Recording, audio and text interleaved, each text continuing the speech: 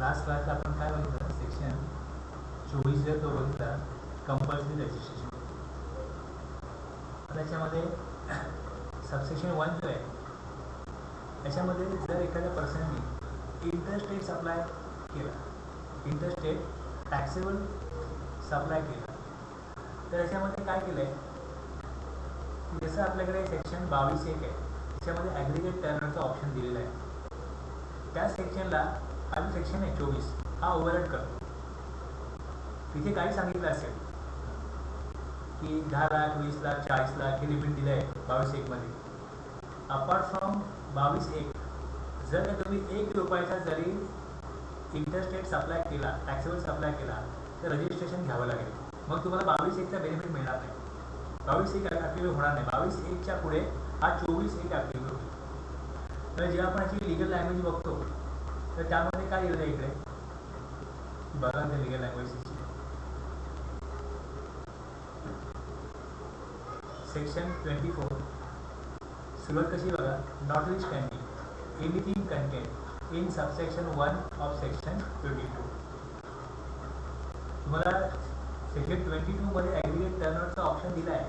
तो केव्हा ॲप्लिकेबल होईल, ज्यावेळेस तुम्ही हा compulsory registration in certain cases हा जो 24 सेक्शन आहे त्यातली कुठली ॲक्टिव्हिटी तुम्ही करत नसाल तर तुम्हाला 22(1) प्रमाणे रजिस्ट्रेशन घेण्याबाबत कायदा लागू होईल. अदरवाईज रजिस्ट्रेशन घेण्याकरता कुठलाही कायदा बंधनकारक करू शकत नाही. GST मध्ये कुठली दुसरी तरतूद आहे ती बंधनकारक होणार नाही. 22(1) प्रमाणे रजिस्ट्रेशन घेणं बंधनकारक कधी होईल, जेव्हा तुम्ही सेक्शन 24 प्रमाणे त्यांनी दिलेले जे काय त्यातले तरतुदी आहेत त्या जर ॲप्लिकेबल होत नसतील तर 22(1) ॲप्लिकेबल होईल. पण जर 24 मधली कुठली तरतूद जर ॲप्लिकेबल होत असेल तर 22(1) काय बोलतोय त्याला महत्त्व राहत नाही. याप्रमाणे इथे त्यांनी सेक्शन 24 मध्ये 12 सबसेक्शन दिले. या 12 मध्ये 12वा जो आहे त्यात गव्हर्नमेंटनी पॉवर ठेवली आहे की जर आम्हाला वाटलं तर आम्ही एखादी ॲक्टिव्हिटी एखाद्याने केली तर रजिस्ट्रेशन घेण्याबाबत नोटिफिकेशन काढू आणि नोटिफिकेशनप्रमाणे मग त्या ॲक्टिव्हिटी करणारे जे पर्सन असतील किंवा क्लास ऑफ पर्सन असतील त्यांना रजिस्ट्रेशन घ्यायला लागेल. अदरवाईज 11 जे आहेत त्या 11 जर कोणी येत नसेल तर रजिस्ट्रेशन त्याला घेण्यासाठी मग सेक्शन 22(1) बाय डिफॉल्ट ॲप्लिकेबल होतो. आता याच्यामध्ये पहिल्यामध्ये काय होतं, person making interstate taxable supply, आणि याच्यामध्ये जर सर्व्हिसेस सप्लाय करत असेल एखादा पर्सन तर त्याला एक्झाम्पशन दिले आहे. सेक्शन 23(2)च्या पॉवरप्रमाणे गव्हर्नमेंटने नोटिफिकेशन काढलं आहे आणि काय सांगितलं आहे की जर का एखादा पर्सन सप्लाय सर्व्हिसेसचा करतोय, इंटरस्टेट सप्लाय जरी करतोय तरी त्याला रजिस्ट्रेशन घेण्याची गरज नाही. ज्यावेळेस तो 10 लाख 20 लाख हे जे लिमिट आहे हे जेव्हा ॲग्रिगेट टर्नओव्हर त्याला ज्यावेळेस एक्सिड होईल तेव्हाच रजिस्ट्रेशन घ्यायला लागेल. त्यामुळे इथे काय झालं मग की person making interstate taxable supply of goods अशा प्रकारचं इंटरप्रिटेशन यात नाही येतं. सर्व्हिसेसला हे सेक्शन ॲप्लिकेबल करत नाही कारण एक्झाम्पशन दिलेले आहे. दुसरं जे आहे casual taxable person making taxable supply. आता कॅज्युअल टॅक्सेबल पर्सन म्हणजे टेम्परेशन घेण्याकरता गव्हर्नमेंटनी जे एक वेगळी तरतूद केली आहे त्याप्रमाणे दुसऱ्या राज्यात मी व्यवसाय करणार असाल तर तिकडे टेम्परेशन घेणं गरजेचं आहे. जर एखाद्याचा GST नंबर असेल आणि त्याला दुसऱ्या राज्यामध्ये व्यापार करायचा असेल, जर परमनंटली करायचं असेल तो रेग्युलेशन घेईल, टेम्पररी करायचं आहे तर मग त्याला या प्रकारचं जे त्यांनी दिलेला वेगळा ऑप्शन आहे तो त्याला वापरायला लागेल. तिसरं आहे person who are required to pay tax under reverse charge. एकतर फॉरवर्ड चार्ज लागू होतो रजिस्टर्ड पर्सनला, टॅक्सेबल पर्सनला, किंवा रिव्हर्स चार्ज. जर रिव्हर्स चार्जप्रमाणे टॅक्स द्यावा लागणार असेल, जर तो कायदा ॲप्लिकेबल होणार असेल तर मग रिव्हर्स चार्जसाठी रजिस्ट्रेशन घ्यायला लागेल. दुसरं 9(5) मध्ये person who are required to pay tax under section 9(5). 9(5) म्हणजे electronic commerce operator, person who are required to pay tax under section 9(5). आता ह्या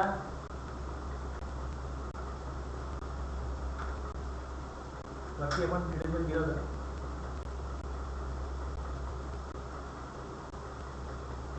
सेक्शन 9(1) आणि 9(2) हे फॉरवर्ड चार्जसाठी आहे. सेक्शन 9(3) आणि 9(4) हे रिव्हर्स चार्जसाठी आहे. आणि 9(5) जो आहे हा electronic commerce operator through service आहे, गुड्स नाही. काही सर्व्हिस प्रोव्हायडर जे गव्हर्नमेंट नोटिफाय करेल त्यांनी जर सर्व्हिस दिली तर 9(5) ॲप्लिकेबल होईल.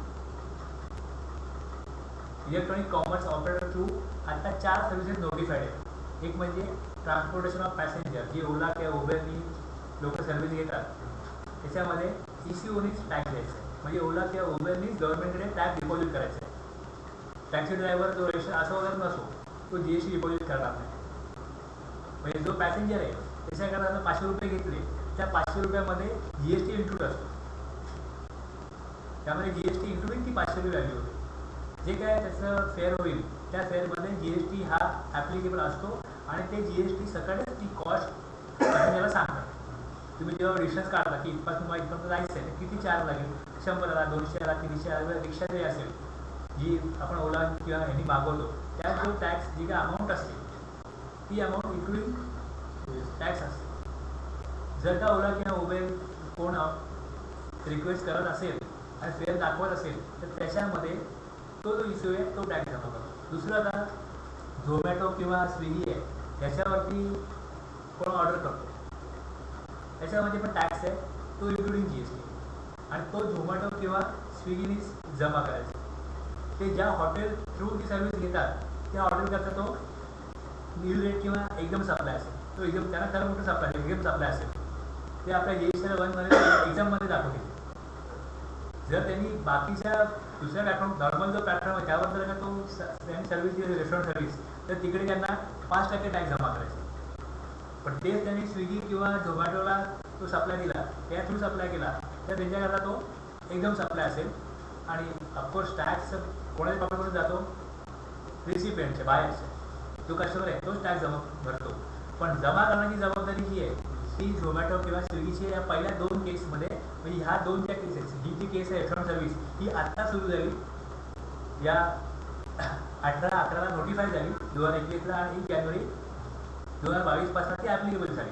पण या 2 सिमिलर टाईपच्या आहेत की हॉटेल रजिस्टर असो अगर नसो किंवा जो टॅक्सी ड्रायव्हर आहे तो रजिस्टर असो अगर नसो, त्याच्या थ्रू ECO थ्रू जर का सर्व्हिस दिली गेली तर ECO टॅक्स येईल. आणि आणखी 2 सर्व्हिस आहेत त्या पुढच्या, त्या म्हणजे एक हॉटेल अकोमोडेशन, ज्याला लॉज म्हणा, इथे राहण्याची व्यवस्था आहे, कॅम्पसाईट, असं कमर्शियल प्लेस की जिकडे मीन फॉर रेसिडेन्शियल पर्पज और लॉजिंग पर्पज. मी कुठे व्हेकेशनला गेला, कुठे फिरायला गेला, गोव्याला किंवा कुठे महाबळेश्वरला, हॉटेल बुक करता, ऑनलाईन बुक करता. आता जर ECO थ्रू बुक झालं, जर हॉटेल रजिस्टर असेल तर हॉटेल GST भरेल, अदरवाईज ECO GST भरेल. हे 2 ऑप्शन आहेत तिकडे. Same services by way of housekeeping, plumbing, carpentering, ह्या सर्व्हिसेस जर ECO थ्रू घेतल्या तर ही सर्व्हिस प्रोव्हाइड करणारा रजिस्टर असेल तर तो GST पे भरतो गव्हर्नमेंटला, अदरवाईज मग ECOने तो टॅक्स जमा करायचा.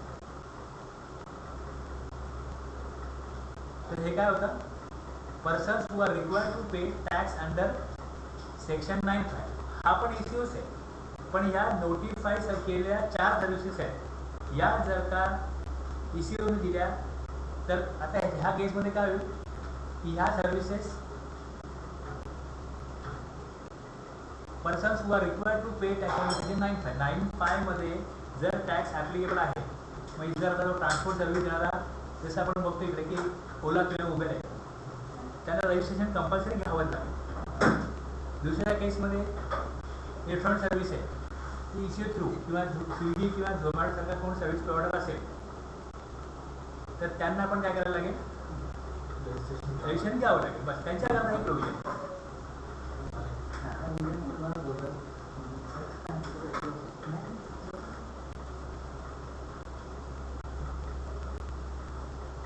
आता जर का अदर दॅन 9(5) म्हटलं तर मग हे 4 सोडून दुसरे, ही प्रोव्हिजन कोणा करताय, हे 9(5) मधले ही जी 4 आहेत हे नोटिफाय झाले असतात. इथे सर्व्हिस प्रोव्हायडर कोण आहे, पॅसेंजर ट्रान्सपोर्टर किंवा रेस्टॉरंट सर्व्हिस किंवा इथे लॉजिंग पर्पज, हॉटेल, याला इन्स, गेस्ट हाऊस, क्लब, कॅम्पसाईट, असं काही त्या ठिकाणचं नाव असेल. त्या शहरामध्ये, भारतामध्ये वेगवेगळी शहरं आहेत, तिथे राहण्याची जी जागा आहे त्याला वेगवेगळी नावं असतात. उद्देश काय त्याचा, मीड for residential or lodging purpose, तिथे राहण्याची व्यवस्था आहे. ह्या 4 केस सेक्शन 9(5) प्रमाणे येतात.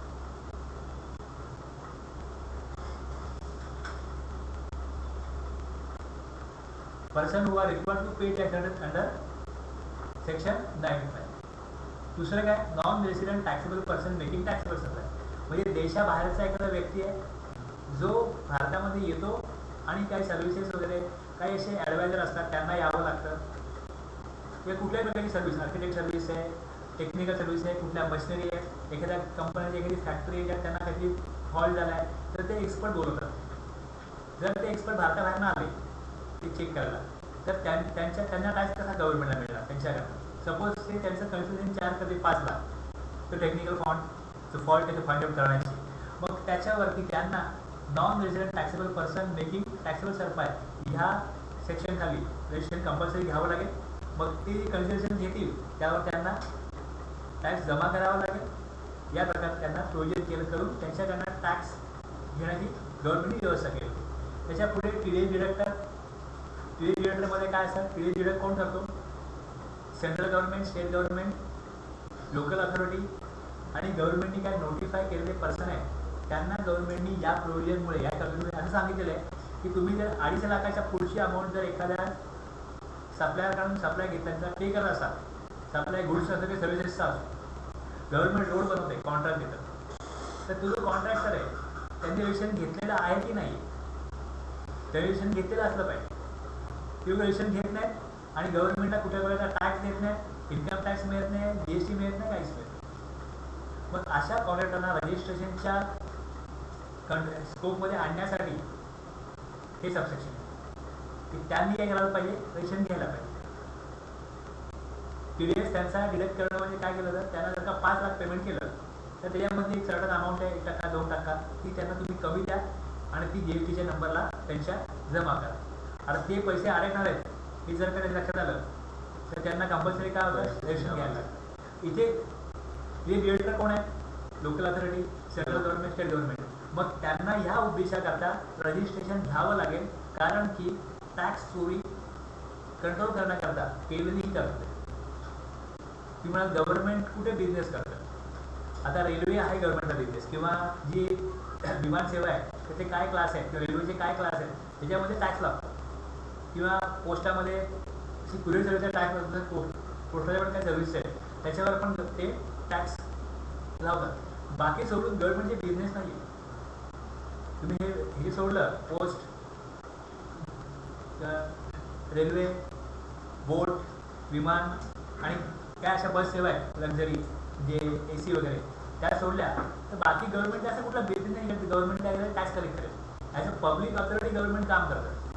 स्टेट गव्हर्नमेंट, सेंट्रल गव्हर्नमेंट आणि लोकल अथॉरिटी हे जर का कुठलं कॉन्ट्रॅक्ट म्हणून देत असतील किंवा त्यांच्या कामासाठी त्यांना काय गुड्स लागत असतील आणि त्याचं पेमेंट जर 2.5 लाखाच्या वरती जात असेल आणि ते पेमेंट जर ते करत असतील तर त्यांना TDS डिडक्ट करणं गरजेचं असतं. म्हणजे जो सप्लायर आहे त्याला पेमेंट जे केलं 2.5 लाखाच्या वरती त्यातनं काही अमाऊंट ती गव्हर्नमेंटकडे जमा करा, GSTच्या त्याच्या कॅश लेजरला ती अमाऊंट रिफ्लेक्ट होईल.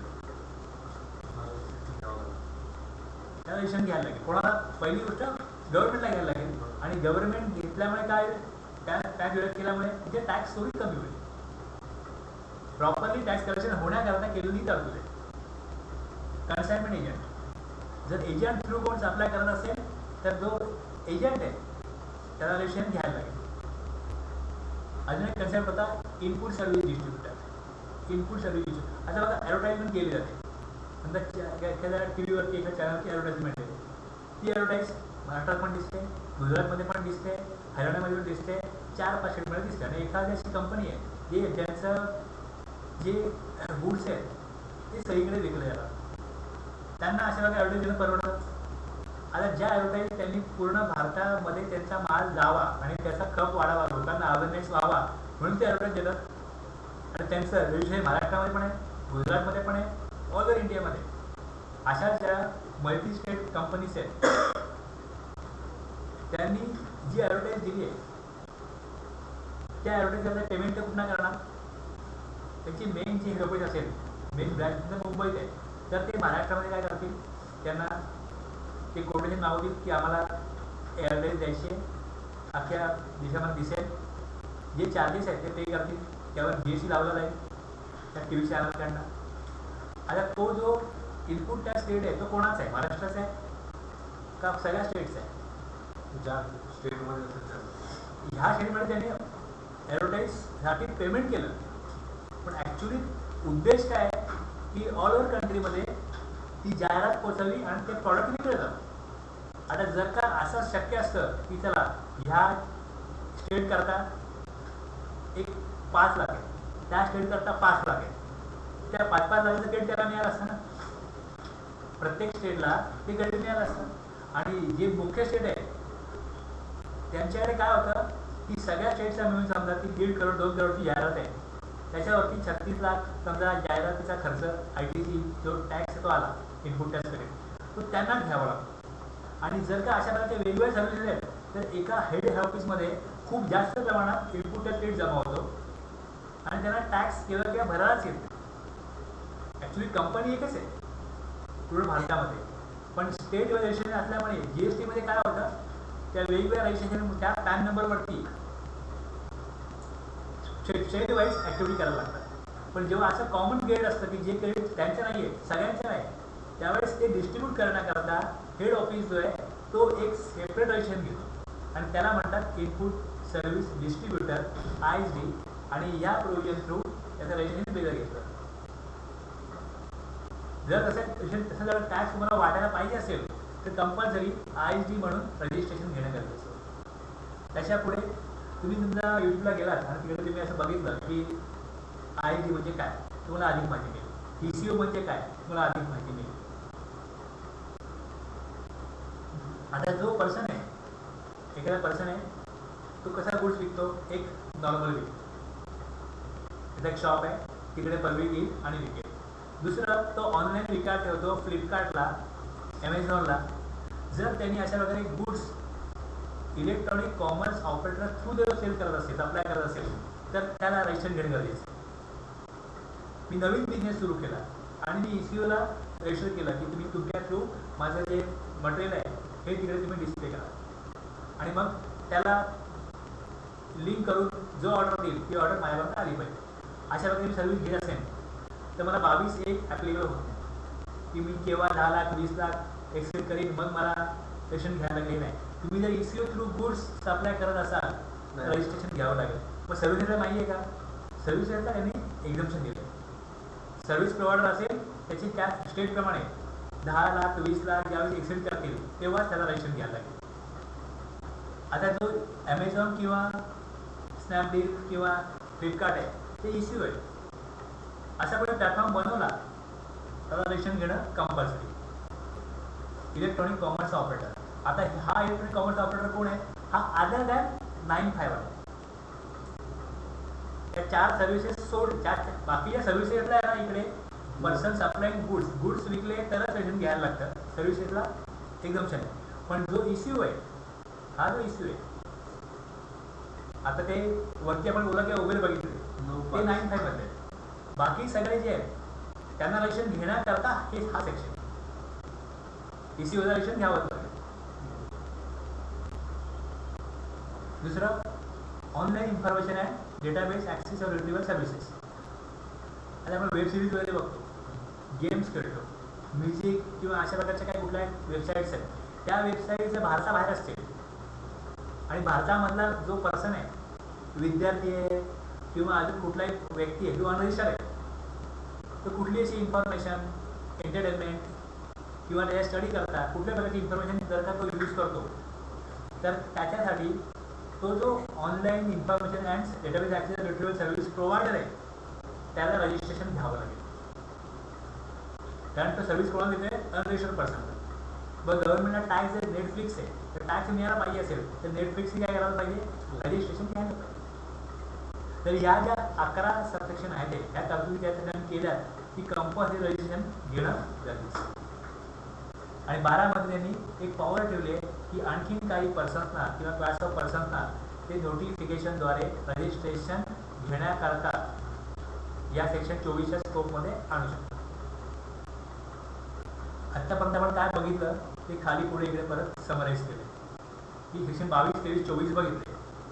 तर 22(2) मध्ये एक्झिस्टिंग लॉ मधल्या वॅट सर्व्हिस टॅक्स एक्सेप्ट लोकांना मायग्रेट केलं गेलं GST मध्ये.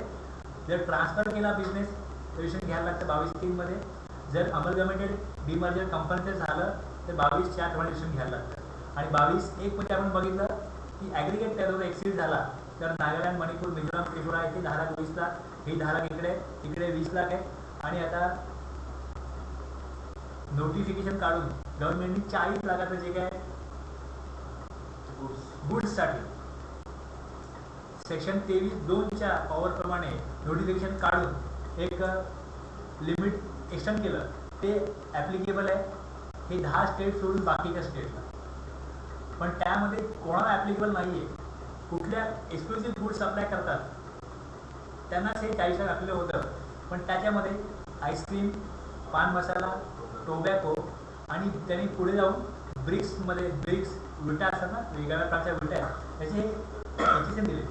हे HSN वाईज रजिस्ट्रेशन त्यांना 20 लाख एक्सीड झाले काच घ्यायला लागेल, कारण 40 लाखाचा बेनिफिट नाही कोणाला. ते आईस्क्रीम, पान मसाला, टोबॅको, ब्रिक्स आणि त्यांनी अनेक रूफिंग टाईल्स, अर्थेन रूफिंग टाईल्स त्याला पण हा HSN दिलेला आहे. हा HSN ज्यांचा आहे त्यांना 40 लाखाचं लिमिट जे आहे ते ॲप्लिकेबल होत नाही. त्यांना 20 लाख एक्सीड झाले किंवा ह्या स्टेटमध्ये असल्यास 10 लाख एक्सीड झाले का त्यांना रजिस्ट्रेशन घेणं बंधनकारक होईल. तर इथे खाली त्या प्रकारे समराईज केलं. 23 मध्ये आपण बघितलं की जर जो सप्लाय होतो तो जर का नॉट लायबल टू टॅक्स आहे किंवा होली एक्झाम आहे किंवा तो ॲग्रिकल्चरिस्ट आहे त्यांना रजिस्ट्रेशन घेण्याची गरज आहे, किंवा नील रेट आहे तर रजिस्ट्रेशन घेण्याची गरज आहे. ओके,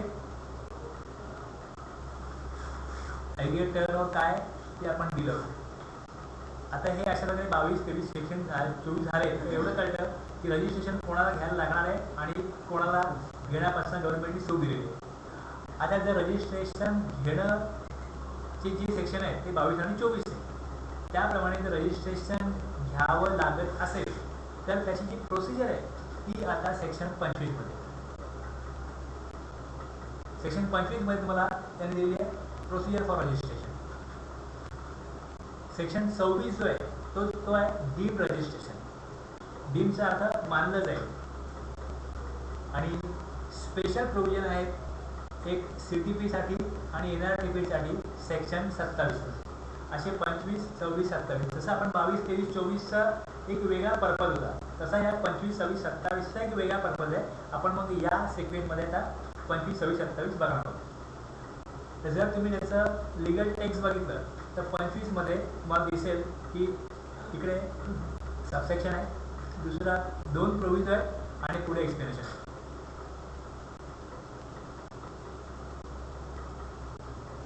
सबसेक्शन 2 आहे त्याला एक प्रोव्हिजन आहे.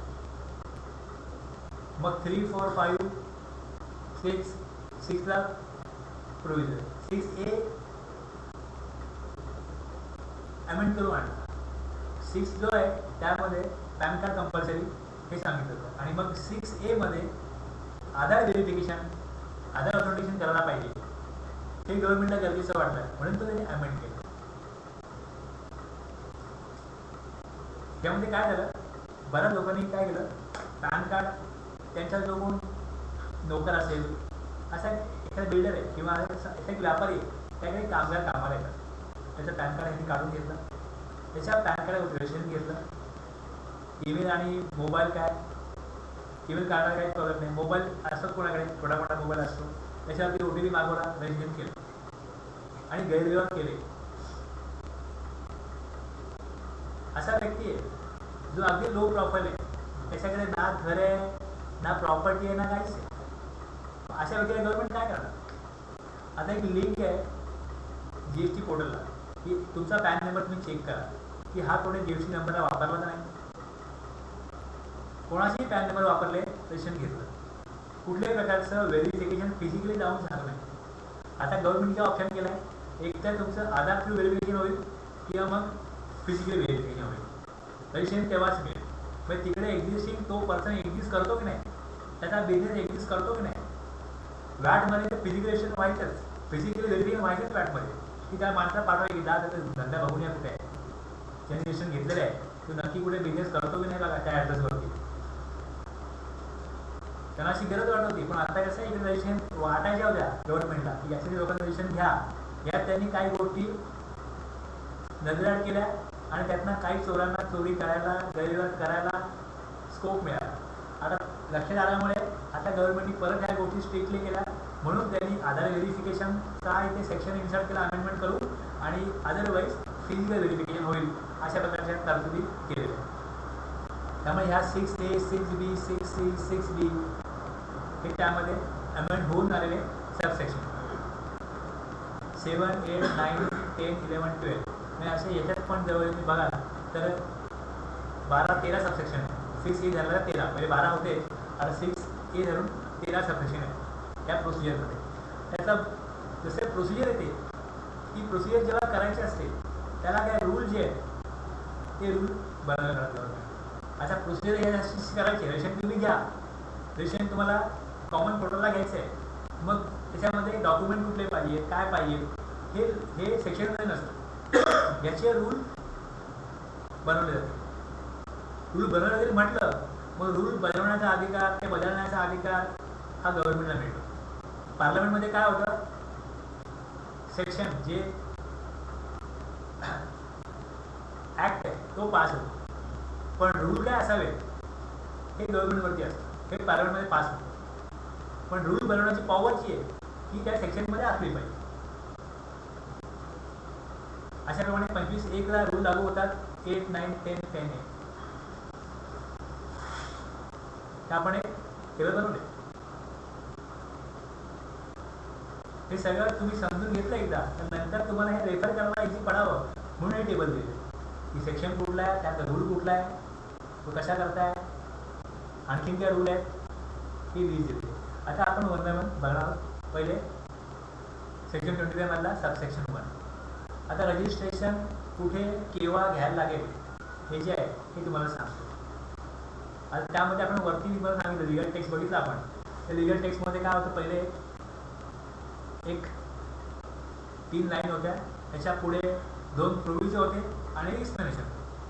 तीच आपण इथे मांडले की पर्सन जो रजिस्ट्रेशन घेणं ज्याला गरजेचं झालेलं आहे किंवा ज्याला ॲप्लिकेबल झालं आहे रजिस्ट्रेशन घ्यायला लागेल, एकतर सेक्शन 22 प्रमाणे किंवा 24 प्रमाणे त्याला रजिस्ट्रेशन केव्हा घ्यायला पाहिजे. बघा सर्व्हिस टॅक्समध्ये काय होतं, जेव्हा लिमिट 10 लाख होतं ना सर्व्हिस टॅक्समध्ये, तिथे अशी प्रोव्हिजन होती जेव्हा तुमचा ॲग्रिगेट टर्नओव्हर 9 लाख एक्सेल होईल ना तेव्हा तुम्ही रजिस्ट्रेशनसाठी ॲप्लिकेशन द्या, आणि ॲक्च्युअलमध्ये ज्यावेळेस 10 लाख एक्सेल होतील त्यावेळेस टॅक्स कलेक्ट करायला सुरू करा. ही सर्व्हिस टॅक्समध्ये होतं. मला कळलं आपल्याला 9 लाख एक्सेल झालेलं आहे, जर 10 लाख एक्सेल झालेच नाही तर टॅक्स कलेक्ट करू नका. सर्व्हिस टॅक्समध्ये असं होतं. आता GST मध्ये काय केलं त्यांनी की ॲग्रिगेट टर्नओव्हर मला समजा माझ्या स्टेटमध्ये 40 लाख, मी गुड्स आणि सर्व्हिसेस दोन्ही सप्लाय नाही करत, मी फक्त गुड्सच सप्लाय करतो, ते मला 40 लाख. महाराष्ट्रामध्ये सर्व्हिस प्रोव्हायडर त्यांना 20 लाख. आता ज्या वेळेस त्याचा ॲग्रिगेट टर्नओव्हर एक्सीड होईल within 30 days from the date on which he becomes liable for registration. तो लायबल केव्हा होतो, रजिस्ट्रेशन घेण्याची त्याच्यावरती जी काय ऑब्लिगेशन आहे ही लागू कधी होतात, ज्या वेळेस तो 20 लाख किंवा 40 लाख हे जे ॲग्रिगेट टर्नओव्हर हे एक्सीड झालं तर 30 दिवसामध्ये त्याने रजिस्ट्रेशन घ्यावं. त्याला मुदत दिली 30 दिवस. आता माझा आज ॲग्रिगेट टर्नओव्हर एक्सीड झाला तर मी आज तर घेऊ शकत नाही. आता कोणतरी मी माणूस बघणार तो एक काम करतो तेव्हा तर मी करत नाही, मी बिझनेसमॅन आहे. व्यापारी काय म्हणतात, मी बिझनेसमॅन आहे. मग त्याला जो सफिशियंट टाईम द्यायला पाहिजे तो किती असायला पाहिजे. लॉ मेकरना वाटलं 30 दिवस ओके, पाऊस आहे, पाणी आहे, माणूस आजारी पडतो, वेगवेगळे प्रॉब्लेम्स असतात, पण 30 दिवसामध्ये तुम्ही बिझनेस करताय, 1 महिन्याचा पिरियड आहे, तुम्ही बिझनेस करताय म्हणजे तुम्ही 30 दिवसामध्ये सफिशियंटली जाऊन ह्या प्रोसिजर करू शकता. हां ऑनलाईन ठीक आहे, पण ऑनलाईन असो कसंही असो हे त्याला कुठल्याही व्यक्तीला गाठून मग त्याच्याशी डिस्कस करून डॉक्युमेंट रेडी करणं ह्या सगळ्या गोष्टी करण्याकरता त्याला एक सफिशियंट वेळ जो आहे तो 30 दिवस पुरेसा आहे असं लॉ मेकरना वाटलं म्हणून 30 दिवस ठेवले. प्रश्न काय पडतो बघा, सर्व्हिसला कसं होतं 9 लाख एक्सीड झाले तर 10 लाख व्हायला तुम्हाला 1 महिना लागेल, 2 महिना लागेल, 5 महिने लागतील रजिस्ट्रेशन घ्या.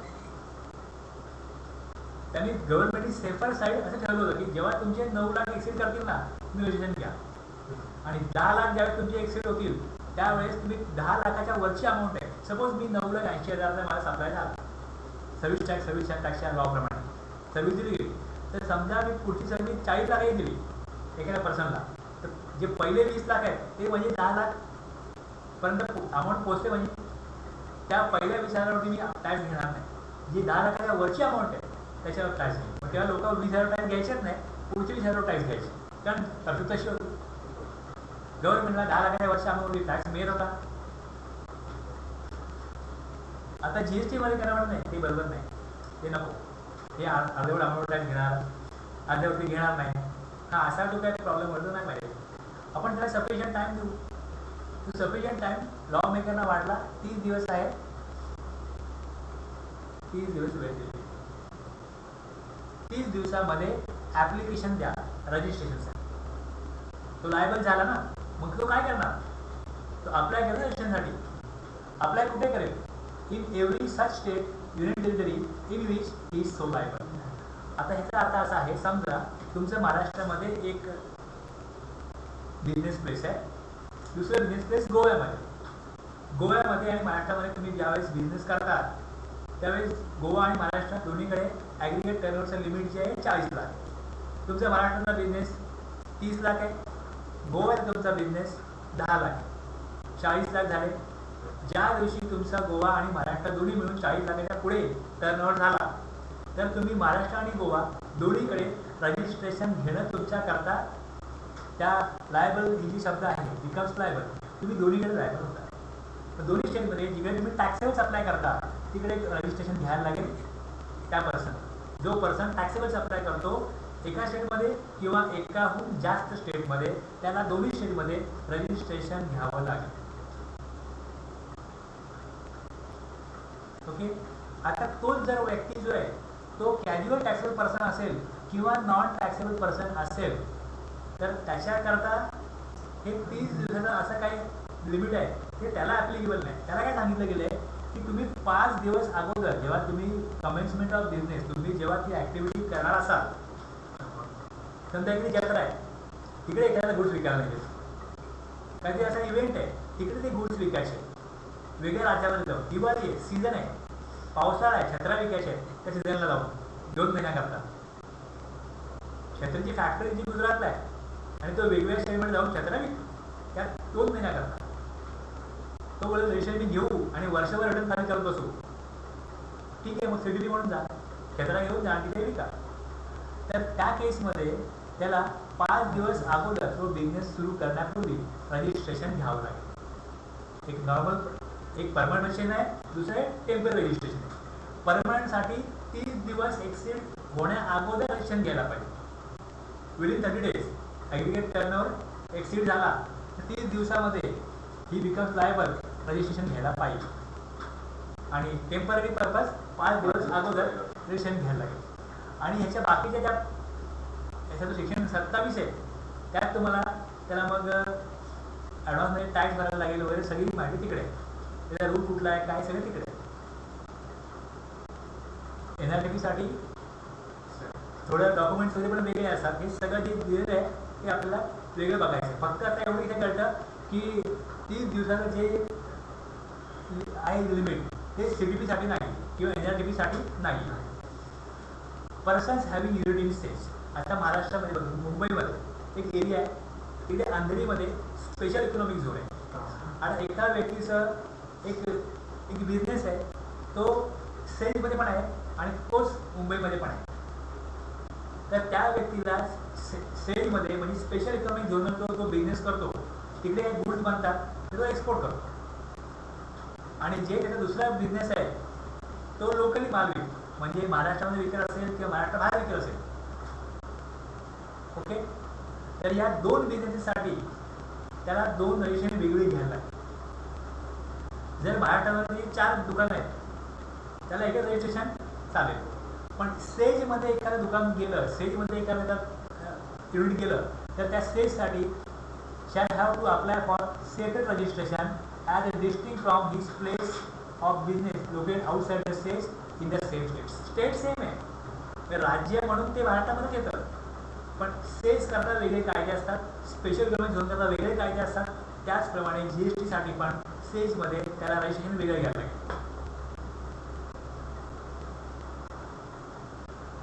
याच्या व्यतिरिक्त अजून वेगळं काय असू शकतं?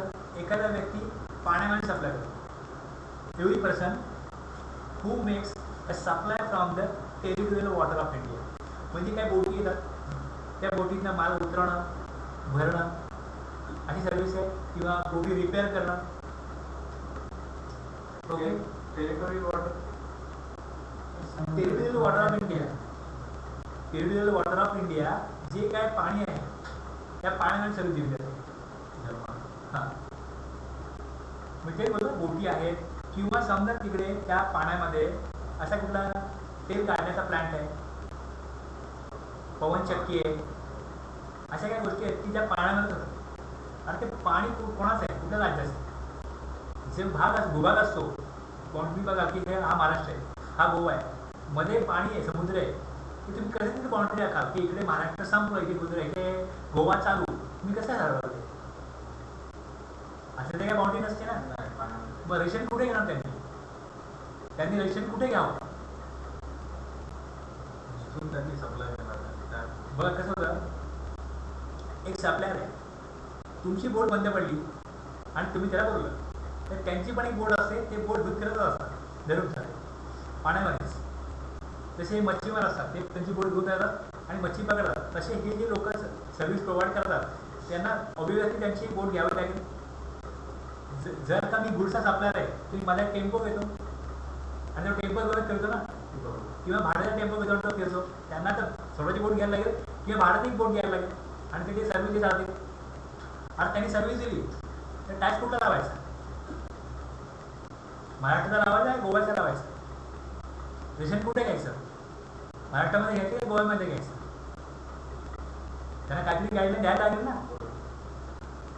आता जर त्याचा टर्न एक्सीड झाला within 30 days from the date on which he becomes liable for registration in the coastal state or union territory where the nearest point of the appropriate baseline is located.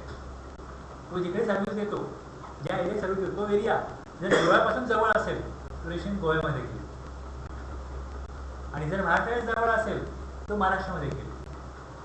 आता त्याचा समजा असं आहे की तो दोन्हीच्या जवळ सर्व्हिस देतो, दोन्ही रेशन घेईल, महाराष्ट्रामध्ये पण घेईल, गोव्यामध्ये पण घेईल.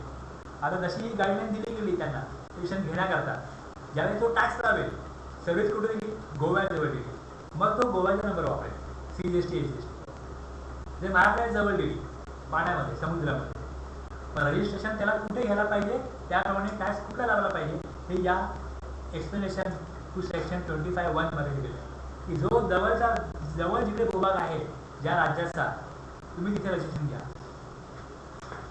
सेम त्या राज्याला टॅक्स मिळेल. उद्देश हा एक नॉर्मल पर्सन, दुसरा CTP NRTP, तिसरा सेज युनिट आणि चौथं टेरिटोरियल वॉटर ऑफ इंडिया, पाण्यामध्ये दिलेली सर्व्हिस. तलाव वगैरे ठीक आहे, तलाव तुमचा जी सिटी आहे तिथला तलाव आहे, त्याच मग शहरामध्ये येतो, पण समुद्राच्या पाण्यावरती तुम्ही कसं जाणार? हां, मग त्याकरता ही प्रोव्हिजन. ते कसं होतं की जसं जसं टॅक्स चोरी होते किंवा ह्या लोकांकडनं आपल्याला टॅक्स मिळत नाही असं ज्यावेळेस सरकार लक्षात येतं, त्यावेळेस लॉ मेकर त्यांना सांगतात की तुम्ही अशा प्रकारची प्रोव्हिजन करा, मग त्यांना आपल्याला टॅक्स देण्याला वसूल करता येईल. त्यामुळे काय होतं, मग ते तेवढा लॉ गुंतागुंतीचा होत जातो. त्यामध्ये मग त्याप्रमाणे म्हणून ते आनंद बघा, जेव्हा तुम्ही वरती वाचाल ती तरतूद तुम्ही वाचाल ती कशा प्रकारे ड्राफ्ट केली गेली. पहिले एव्हरी पर्सन सगळ्यांकरता, मग त्याच्यामध्ये कॅज्युअल टॅक्सेबल पर्सनला आणि नॉन रेसिडेंटसाठी ही प्रोव्हिजन अशी आपल्याला होणार नाही, म्हणून त्यांना काही दिलं provided further tax. Special economic zone unit किंवा डेव्हलपर असतील त्यांना रजिस्ट्रेशन वेगळं घ्यायला लावायचं, त्याकरता ते आलं. आणि खाली एक्सप्लेनेशन टेरिटोरियल वॉटर करतात, त्यामुळे याच्यामध्ये 4 मुद्दे आले, म्हणजे 4 प्रकारचे बिझनेस याच्यामध्ये कव्हर झाले.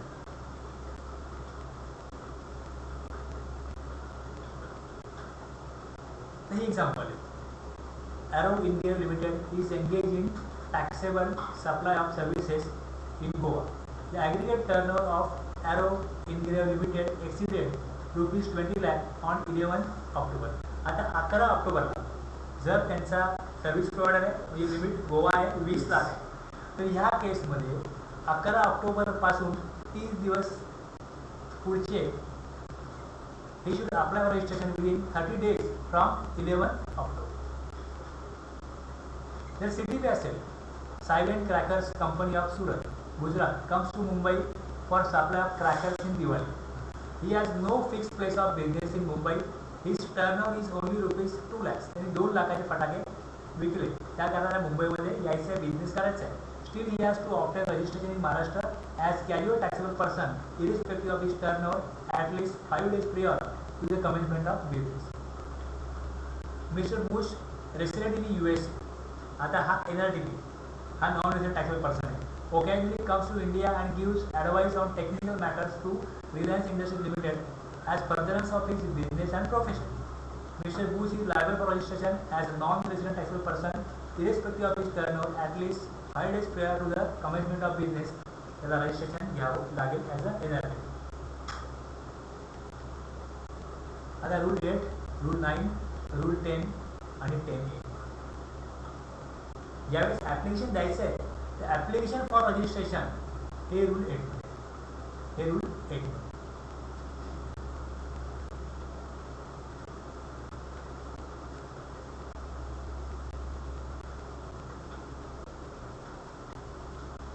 आता इथे बघा काय म्हटलंय, in such manner and subject to such condition as may be prescribe.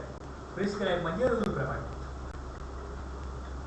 Registration घ्यायचं आहे त्याचा रूल बनवला जाईल आणि त्या रूलप्रमाणे त्या पद्धतीप्रमाणे रजिस्ट्रेशन त्यांनी घ्यावं, म्हणून त्याला रूल 8 बनवला गेला, तो ॲप्लिकेबल झाला. ओके.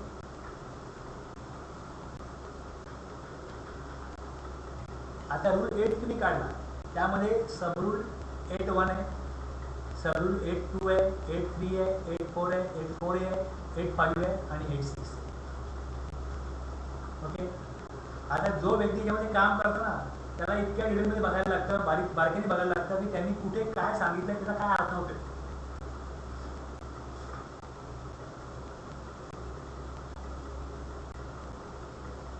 कॉमन पोर्टलला जायचं आणि तिकडे जाऊन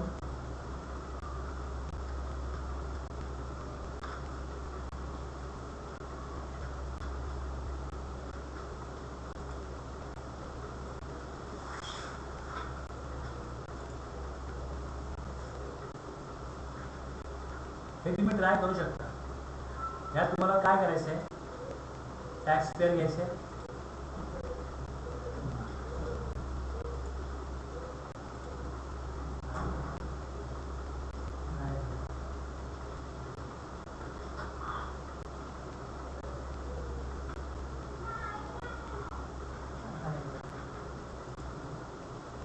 इथे लिगल नेम टाकायचं, जे पॅन नंबरचे नाव आहे ते टाकायचं. जर मी इंडिव्हिज्युअल आहे तर माझं नाव असेल, तर पार्टनरशिप फर्म आहे तर इथे पार्टनरशिप फर्मचं नाव आहे. कंपनीचं पॅन कार्ड वेगळं असतं, पार्टनरशिपचं वेगळं असतं, ट्रस्टचं वेगळं असतं, कोऑपरेटिव्ह सोसायटी आहे तर त्यांचं वेगळं असतं.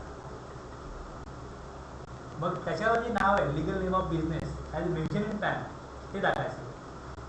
त्यानंतर मग इथे नाव टाकायचं, इथे पॅन नंबर टाकायचा, खाली ईमेल ॲड्रेस, मोबाईल हे टाकायचं.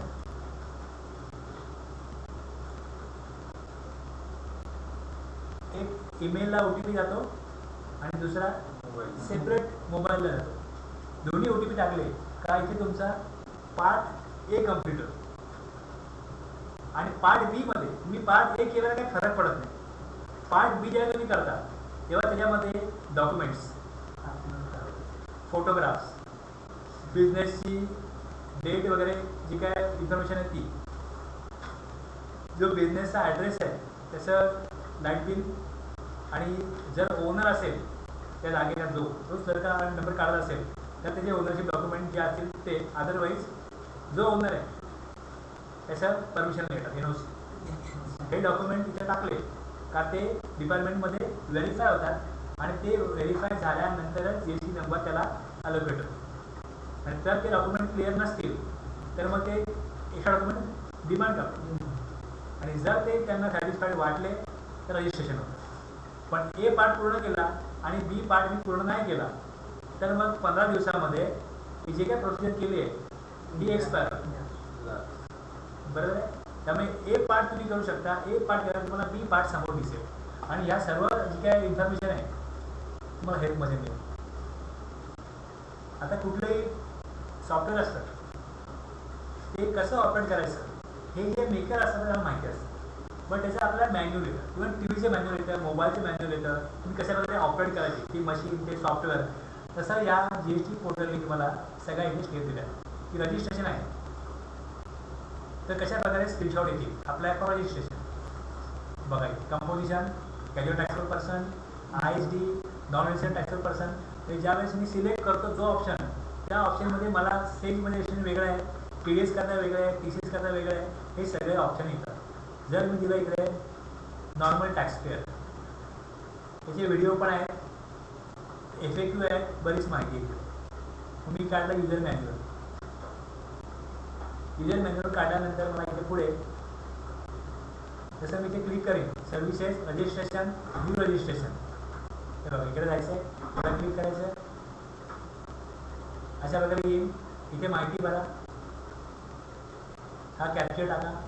कॅप्चर टाकल्यानंतर पुढे जर मला एखादा नंबर मी घेतलेला आहे त्या पॅनवरती तर ते लिस्ट जातं. एक्झिस्टिंग रजिस्ट्रेशन लिस्ट जातं. ओके प्रोसीड म्हटलं तर मग पुढे जाईल. जर माझा पहिलाच नंबर असेल तर ही स्क्रीन येत नाही.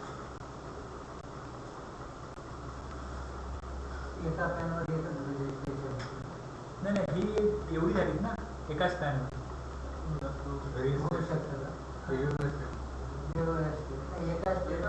नाही तुम्हाला समजा फुटवेअरसाठी तुमचं दुकान आहे चपलांचं, दुसरं आहे मोबाईलचं, 2 वेगवेगळे नंबर पाहिजे, 2 वेगवेगळे शॉप आहेत, तुम्ही घेऊ शकता. मग तिकडे त्या प्रकारे तुम्हाला हे दिसेल की हा नंबर आहे.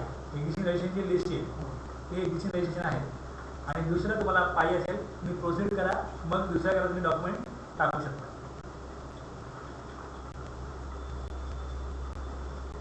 मोबाईल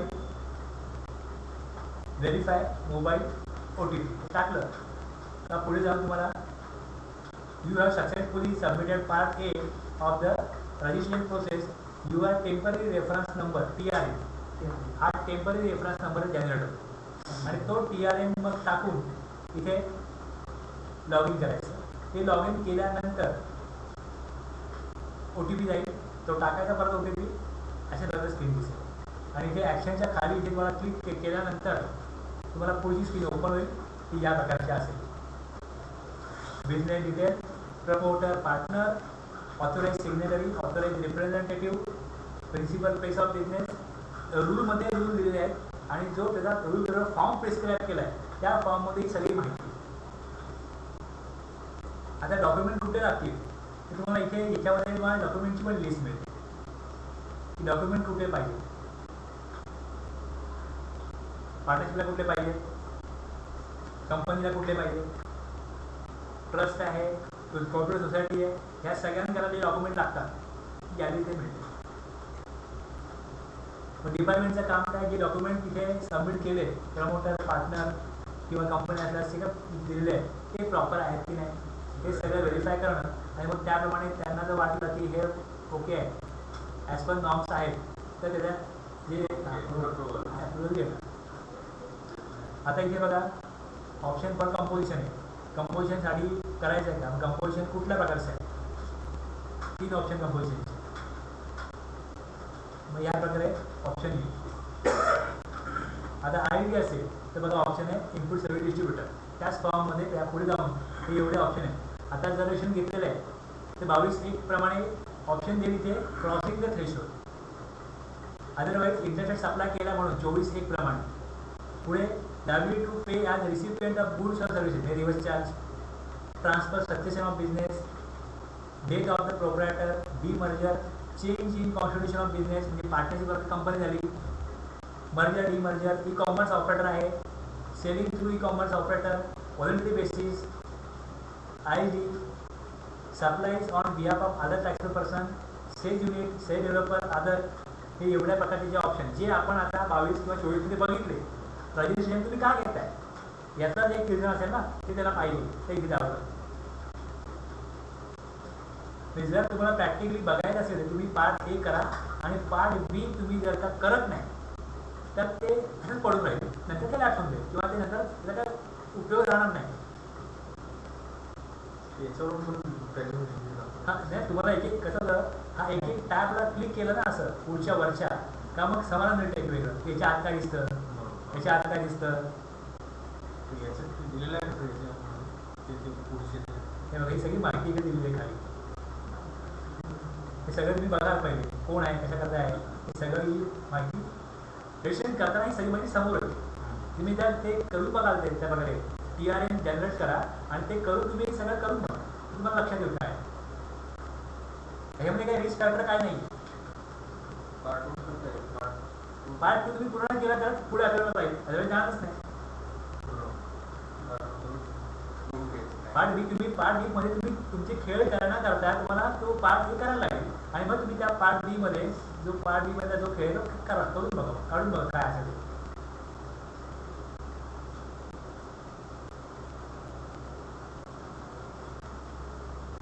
ते बघा. हे पर्सनल इन्फॉर्मेशन ॲपमध्ये अशी वगैरे माहिती असते.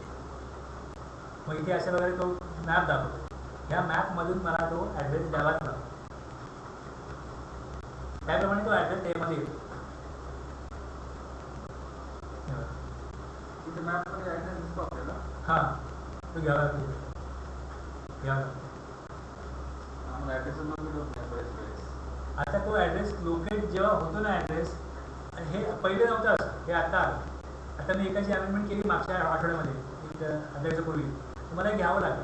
पण त्यात जे तिकडे जागा त्याने मी दाखवली होती ती पण त्याने ॲड्रेसमध्ये टाकून दिली, ती मला टाकायची नव्हती पण त्याने टाकून दिली जबरदस्त घ्यायला लागलं. लँडमार्क जो आहे त्या टाकायलाच लागला. आता मला ट्रेस आउट करायचं म्हणून तुम्हाला ते दिलं ना त्यांनी, जो प्रॉब्लेम येतो डिपार्टमेंटच्या अधिकाऱ्यांना तर लँडमार्क तिथे जबरदस्ती टाका तुम्ही. आम्ही वापरत नाही लँडमार्क तो,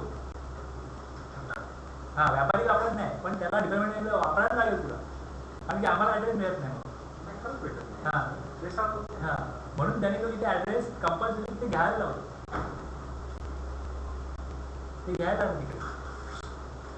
म्हणजे इथून सर्च करता येतो का आम्हाला ॲड्रेस प्रॉपर? हां तुम्हाला इथे तुम्ही जेव्हा इथे टाईप करा ना ॲड्रेस टाईप करायला जाल ना तेव्हा इथे हे ॲक्टिव्ह होतं, ते लोकेशन ॲक्टिव्ह व्हायला लागतं आणि तिकडनं तो ॲड्रेस घेतो.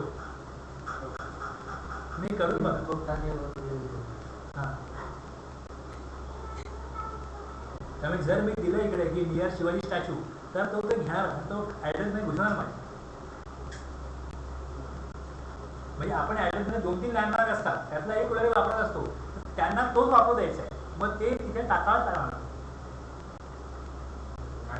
हां आता मला समजा जवळ दुसरा आहे तो मी वापरतो, माझं काम चालू आहे, पण त्यांनी जर दुसरा फिक्स केला आहे की नाही इथे हाच ॲड्रेस पाहिजे, इथल्या एवढ्या एरियामध्ये हाच ॲड्रेस पाहिजे, तर तो तोच घेणार. हां आणि ते आम्ही डिलीट काढायला गेलो ना ते काढू देत नाही, ते घ्यायला लागतं, ते तिकडनंच घ्यायला लागतं, तोच ॲड्रेस घ्या. बिल्डिंग वगैरे घेतली नाही आमची, बिल्डिंग आम्ही टाईप केल्या, पण जसं ते तिकडे रोड स्ट्रीट दिलं जे काय तर त्यांनी ही प्रिमायसेस बिल्डिंग आम्ही दिलं, पण रोड स्ट्रीट तोच घेणार, तेच घ्यायचं. काहीतरी त्यांना अडचण आल्यामुळे त्यांनी अशा प्रकारचं प्रोग्रामिंग करायला सांगितलं पोर्टलवाल्यांना, त्याचं प्रोग्रामिंग झालं आहे. गुगल मॅपमध्ये ऑनलाईन सर्च व्हायला पाहिजे. म्हणजे ह्यातनं असे कोण असे फेक ॲड्रेस द्यायचे, ते फेक ॲड्रेस पण देत नाही. बरोबर सर, आमच्याकडे 4 केसपैकी एक केस फेक ॲड्रेसवाली आहे. हां एवढंच प्रमाणे NGPP ऑनलाईन टॅक्स पेअरची रोज 2-3 दिवसाला एक विजिट आमची व्हायची, त्याच्यामध्ये सापडत नाही जाईल. बरं झालं एक प्रोव्हिजन काढली. जेवढं काय टेक्नॉलॉजी जेवढी डेव्हलप झाली आहे त्यातलं जी वापरता येईल ते वापरलं जाणारच आहे. व्यापारी काय मार्ग शोधत ते बरोबर तो मार्ग काढणारच. आता खाली दिले पाहिजे private limited DIN number is mandatory in case of private limited company, public limited company, public sector undertaking. आता हे ज्यावेळेस बघा जो व्यक्ती हे सगळं चेक करतो ना त्याला हा ॲडिशनल स्टडी करावाच लागेल की हे डिझाईन मागितलं तर डिझाईन काय, कशा करता असतं, काय असतं, खूप माहिती आहे. ज्यावेळेस हे व्हेरिफिकेशन करायचं आहे त्यावेळेला तुम्हाला बॅकग्राऊंड नॉलेज म्हणून ही सगळी माहिती घ्यायला लागेल. ही सगळी माहिती गोळ करून मिळते. यांना लोकांना पॅनही माहीत नसतं. तुम्हाला कधीतरी पहिल्यांदा पॅन कळलं असेल ना, जन्मच्या कोणच माहिती घेऊन येत नाही. अरे पॅन काय, मग आपल्याला कळतं असाच आहे, मग आहे पॅन. छोट्या गोष्टी असतात, खूप मोठ्या नसतात. जर तुम्ही एकदा सर्च केलं DIN काय, कशा करताय, प्रायव्हेट लिमिटेड कंपनी म्हणजे काय असतं, पार्टनरशिप फर्म काय असते, तुम्ही बघा 4 लाईनीत तुम्हाला कळलं असं थांबतं. पण थोडा वेळ द्यायला लागेल. तुम्ही असं हे वाचाल हे सगळं तुम्हाला या सगळ्या गोष्टी कळतील. DNI नंबर काय? आता वेगळा लॉ आहे कंपनीचा, त्यांनी रेशन घेतात. रेशन घेतल्याने त्यांना एक नंबर मिळतो. आता जर तुम्ही तिकडे बघाल की सर्च करा,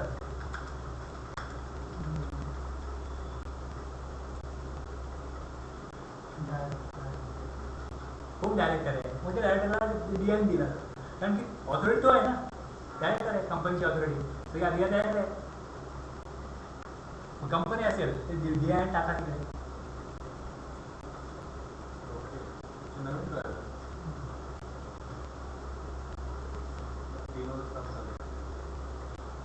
इंडिव्हिज्युअल बिझनेस वेगळा आहे, पार्टनरशिप वेगळा आहे, LLP वेगळा आहे, आणि कंपनीमध्ये पण प्रायव्हेट लिमिटेड, पब्लिक लिमिटेड हे सगळं आहे. त्याप्रमाणे तुम्हाला कळेल काय होते.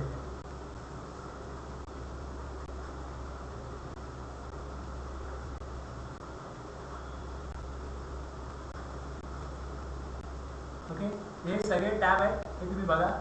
आणि इथे FAQ पण दिले, पोर्टलला काय होतं काय होत नाही सगळं होईल, सगळे इकडे दिलेले.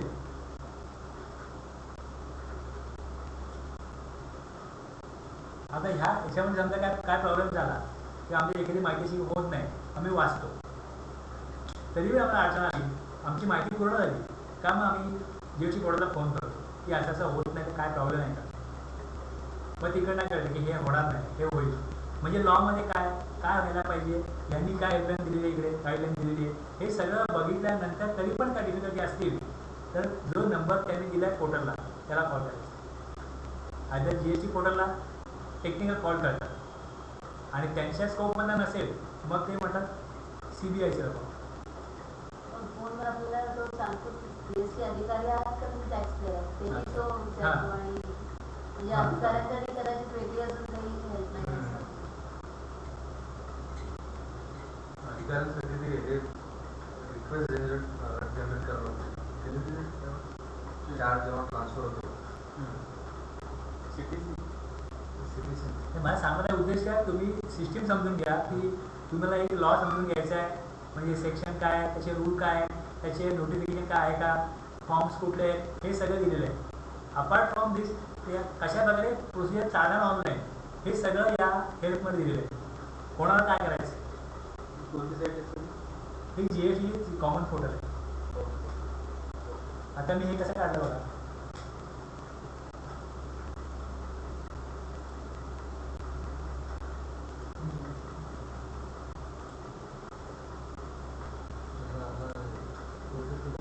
लॉग इन केलं इकडे, तर इकडे हेल्प आहे. या हेल्पमध्ये क्लिक केलं काय सगळी माहिती आहे. हां, GST कॉमन पोर्टल. आता इथे रिटर्न म्हटलं, रिटर्नची माहिती रिटर्न लॉगिन आयडी बनावं लागेल ना वेगळा. नाही, याच्यात आता काय नाही, आपला हे सगळ्यांकरता ओपन आहे ना. लॉगिनचं जे आहे ऑप्शन, लॉग इनचा ऑप्शन कशा करता असतो की मला रिटर्न फाईल करायचं तेव्हा येईल. आता मला जनरेशन घ्यायचं आहे तर कसं घ्यायचं, काय स्टेप्स आहेत, ही इन्फॉर्मेशन इकडे आहे ना. रिटर्न भरायचं आहे तर कुठे काय माहिती भरायची, ही इन्फॉर्मेशन जी आहे ती त्यांनी इकडे दिली आहे. हे सगळ्यांकरता पब्लिकली अवेलेबल आहे. त्याला कुठलं रजिस्टर पर्सन लॉग इन आयडीची गरज नाही. त्याची दुसरी बाजू आपण जिओ सिस्टम आहे. हां,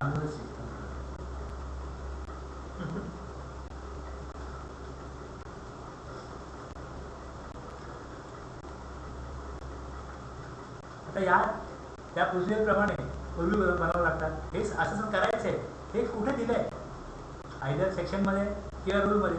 रूलमध्ये दिलं आहे की declaration of PAN, mobile number, email in part A of form कुठला आहे, GST REG 0 हा फॉर्म असेल, त्यात ही माहिती द्या.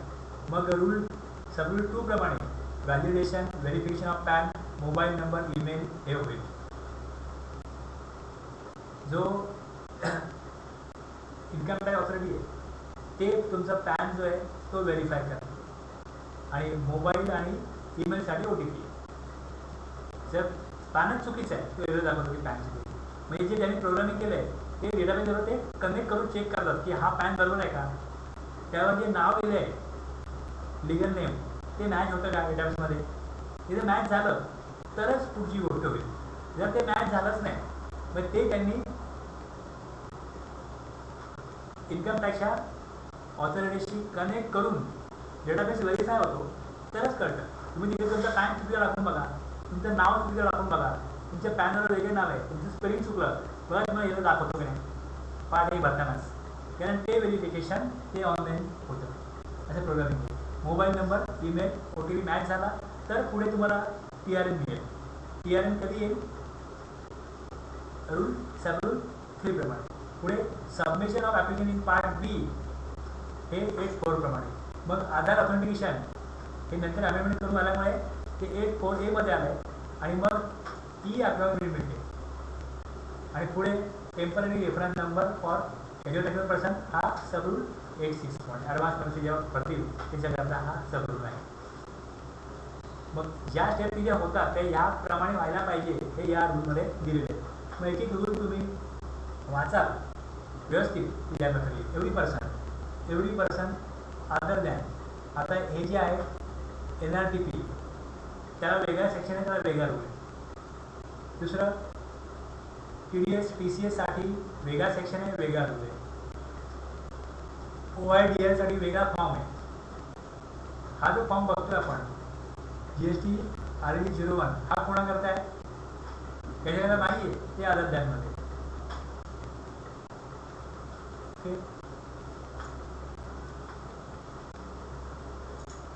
आणि ज्यांना आयुष्यात स्वइच्छेने पाहिजे व्हॉलंटरीली अंडर सेक्शन 25(1) जे 3 दिवस एक्सिड झाले किंवा सेलमध्ये युनिट आहे जे काय त्यात आपण वाचलं त्यांच्याकरता हा फॉर्म आहे. आणि 25(3) प्रमाणे व्हॉलंटरी रिझर्वेशन घेतोय त्यांच्याकरता हा फॉर्म आहे. त्यांनी इन्फॉर्मेशन द्यावी before applying for registration, declare his pan, mobile, email. आता हे एवढं वाचलं यातनं निचोड काय निघाला, एवढाच निघाला. 8A मध्ये 8.1 मध्ये काय दिलं आहे की declaration of PAN, mobile number, email in part A. बस ही शॉर्टमध्ये माहिती आहे की तुम्ही वाचा डिस्क्रिप्टिव्हली पूर्णपणे. हे तुम्हाला या प्रकारे एवढ्या लाईनमध्ये सगळे दिलेले आहे. आता हे वेगवेगळे फॉर्म आहेत. टॅक्स पेअर जो रेग्युलर आहे, कंपोजिशन आहे, CTP आहे, यांच्याकरता REG 1. मग वरती अदर दॅन म्हटलं आहे टॅक्स डिडक्टर, त्यांचा कुठला फॉर्म आहे, टॅक्स कलेक्टर. पुढे non reserve tax collector, united nation body, consulate म्हणजे राजदूत वगैरे असतात, consulate, embassy of foreign country त्यांच्याकरता वेगळा फॉर्म आहे. Non resident online service provider 10 आणि GST प्रॅक्टिशनर PCT 01 हे वेगवेगळे इथे ऑप्शन दिसतात. तुम्ही ज्यावेळेस इकडे जाऊन सिलेक्ट करता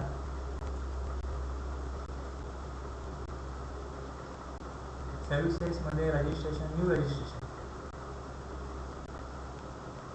select, tax payer, tax deductor सगळे आले. हां हे जे सगळे आहेत ह्या सगळ्यांची यादी इकडे आपण घेतलेली आहे की त्यांचे वेगळे फॉर्म आहेत. मग त्याची लिस्ट दिलेली ते वेगळे फॉर्म आहेत. मग त्यांची डॉक्युमेंट रिक्वायरमेंट जी दिलेली असेल लॉमध्ये त्याप्रमाणे ते डॉक्युमेंट अपलोड करतात. तर नॉर्मल रेग्युलर जो आहे किंवा कंपोजिशन स्कीम आहे किंवा CTP आहे याच्याकरता फॉर्म GST REG 01 आहे.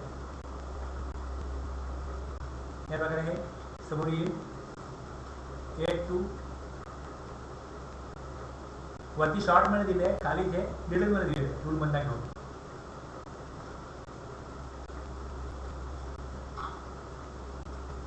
आधार व्हेरिफिकेशन, 8.5 ऑर्गनायझमेंट हे सगळे म्हणजे पहिले अप्लाय होईल, त्यानंतर verification, application found in order, approval to grant registration certificate within 7 working days. Rule 9 sub rule 1 सांगतो की ॲप्लिकेशन फाउंड इन ऑर्डर जर ऑर्डरमध्ये असेल तर डिपार्टमेंटचा जो अधिकारी असेल त्याला अप्रुव्हल द्यायला लागेल 7 दिवसामध्ये. 9(2) प्रमाणे डिफिशियन्सी फाउंड इन ॲप्लिकेशन हे काही गोष्टी अर्धवट आहेत, क्लिअर नाही आहेत, e notice within 7 working days 7 दिवसावर त्याला तुम्ही नोटीस द्या. E clarification information etcetera within 7 working days of receipt of the notice. त्यांनी 7 दिवसामध्ये त्याला रिप्लाय केला पाहिजे. Approval to grant registration within 7 working days from the date of receipt of such clarification or information order. Otherwise reject करा of application if no reply is in received within 7 working days. आणि जर ते दिलं नाही तर मग dim approval. असं मानण्यात येईल की सगळी इन्फॉर्मेशन ही प्रॉपर आहे. हां बस. जर क्लिअर नाही आहे तर कम्युनिकेट करायला पाहिजे डिपार्टमेंटनी, गव्हर्नमेंटनी टॅक्सपेअरला. जर गव्हर्नमेंटकडनं कुठलाही रिप्लाय येत नाही तर सबरूल 9(5) प्रमाणे डीम रजिस्ट्रेशन मानलं जाईल की अप्रूव्ह झालेलं आहे. चांगले प्रोव्हिजन नाही ही ह्याचं काय व्हायचं, डिपार्टमेंटला माणूस गेला का साहेब नाही आहे, हे नाही आहे, ते नाही आहे. आता त्यांना 7 दिवसामध्ये एकतर बाप दाखवण्याचं साध्य करा, क्युरियस करा किंवा मग हां करावंच लागते. आणि नाही केलं तर मग लोकांच्या पब्लिकच्या जनतेच्या फेवरमध्ये त्यांना रेशन मिळेल.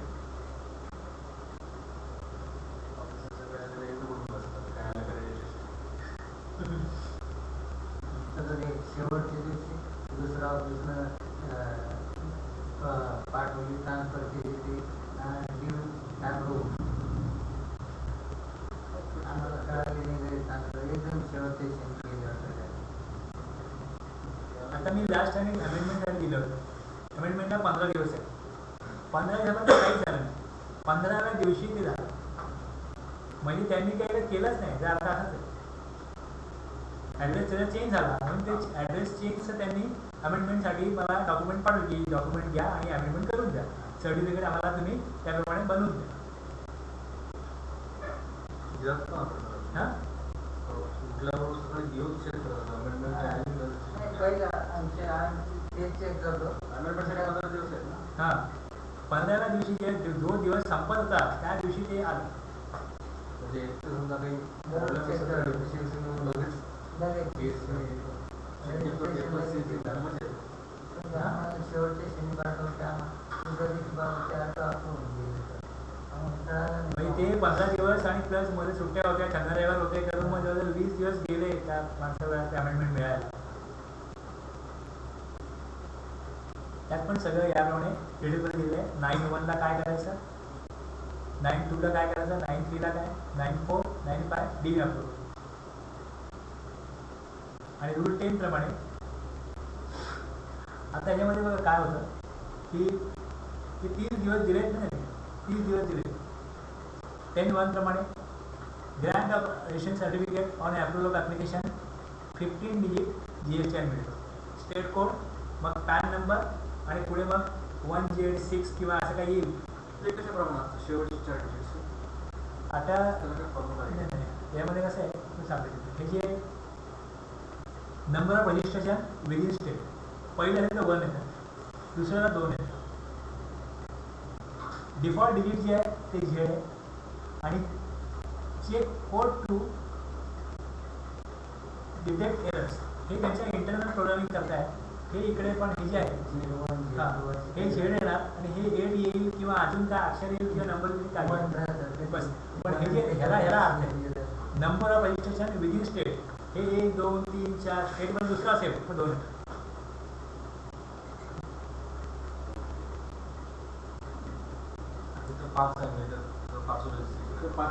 हां बस. आता जे बघा जे मोबाईल कंपन्या आहेत सगळ्या स्टेटमध्ये सर्व्हिस रेंजची कुरिअर सर्व्हिसेस आहेत ते मल्टी स्टेट बिझनेस करतात. सिमेंट कंपन्या आहेत त्या मल्टी स्टेट बिझनेस करतात. आता तर पार्ले बिस्किट आहे हे मल्टी स्टेटमध्ये जातं. अशा बऱ्याच कंपन्या आहेत. साबण किंवा ती बघा बऱ्याच गोष्टी बघाल ह्या मल्टी स्टेटमध्ये चालणाऱ्या कंपन्या आहेत. त्याचे नंबर सगळ्या स्टेटमध्ये असतात आणि एका स्टेटमध्ये पण त्याचे 2-3 फॅक्टर असतील. पूर्वी एक्साईजमध्ये कसं होतं रजिस्ट्रेशन फॅक्टरी वाईज होतं.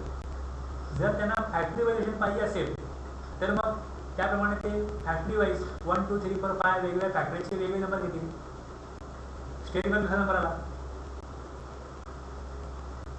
वेगवेगळ्या स्टेटमध्ये तिथे स्टेट कोड जो आहे तो 27 आला म्हणजे महाराष्ट्र आला, 24 म्हणजे गुजरात आला, पण तिकडे हा नंबर तर एकच येईल ना, तो नंबर तर एकच येईल. शेवटी 4 डिजिट असतात ना, तुमच्या 3 दाखवते 5 नाही बघा, स्टेट कोड 2 डिजिट आहे आणि शेवटचे डिजिट हे 3 असतात. आणि हा जो तुमचा पॅन नंबर आहे हा 10, हे 2 आणि हे शेवटचे 3 असे म्हणजे 15 होतील ना. हो.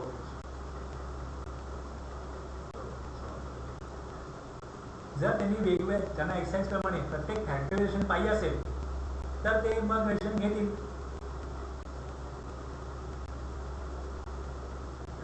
त्यांच्याकडे सिस्टीम अशी असेल ना, त्या डीमार्टचे बरेच शॉप आहेत, पण त्यांची सिस्टीम अशी आहे की त्यांच्याकडे सगळ्या डेटा एका ठिकाणी येतो, परचेस सेल सगळा एकत्र मिळतो त्यांना, त्याला काही प्रॉब्लेम नाही. पण तशी व्यवस्था नसेल तर डेटा एकत्र करणं हे फार त्रासदायक. 2 वेगवेगळे शॉप आहेत, तर डेटा एकत्र करा आणि तो एका नंबरला पाठवा. जर त्यामध्ये हजारो इन्व्हॉइस असतील तर ते एकत्र करून एका वेळेला एका नंबरवरती पाठवणं हे जर त्यांनी त्या प्रकारे मॅनेज केलं नसेल सिस्टम तर मग प्रॉब्लेम. त्यामुळे त्यांना याचे 2 ते घेऊ शकतात आणि एक घेतलं तर त्याप्रमाणे ते सिस्टम डेव्हलप करतील, दोघांचा पण डेटा एकत्र येईल. त्यामुळे ती प्रोव्हिजन द्यायला लागली. पहिले तसं नव्हतं. पहिले असं तरी जर तुमचा वेगळा स्वरूप असेल ना हे बिझनेसचं तर 2 वर्षांनी मिळतील. पूर्वी अशी प्रोव्हिजन होती पहिले जेव्हा लॉ ॲप्लिकेबल झाला तेव्हा. आता काय केलं ते चेंज केलं. शब्द होता बिझनेस वर्टिकल. तुमचं वेगळं बिझनेस वर्टिकल असेल तरच सजेशन दुसरं मिळेल, अदरवाईज मिळणार नाही. वर्टिकलचा अर्थ असं त्यांनी डिफाईन केला होता की एक शूजचा बिझनेस आहे, दुसरा इलेक्ट्रॉनिक आयटमचा बिझनेस आहे, हे 2 वेगळे बिझनेस वर्टिकल झाले. पण डीमार्ट सारखे एखादा शॉप आहे की त्यांचा एकाच प्रकारचा बिझनेस आहे पण शॉप महाराष्ट्रामध्ये 50 आहे, तर त्यांना एक नंबर घ्यायला लागेल, त्यांना दुसरा नंबर मिळणार नाही. असे बिझनेस होते की त्यांना डेटा एकत्र ठेवण्याकरता काहीतरी मग सिस्टीम मिळवणं गरजेचं होतं, ते डेटा एकत्र आणलं झाले. मग आता नंतर गव्हर्नमेंटने लॉ चेंज केला की ज्याला पाहिजे त्याने पाहिजे तितकी नंबर रजिस्ट्रेशन घ्या. आता बिझनेस वर्टिकलचा कन्सेप्ट काढून टाकला. जर तुम्ही सेक्शन 2 काढून बघाल त्यात जी डेफिनेशन आहे बिझनेस वर्टिकलची ती डिलीट केली.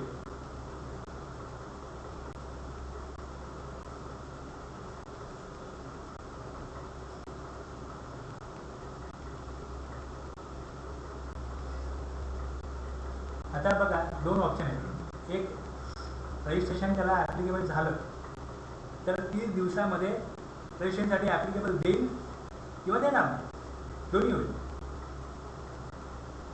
10(2) प्रमाणे if applicable application made within 30 days registration effective from the date on which the person becomes liable to registration.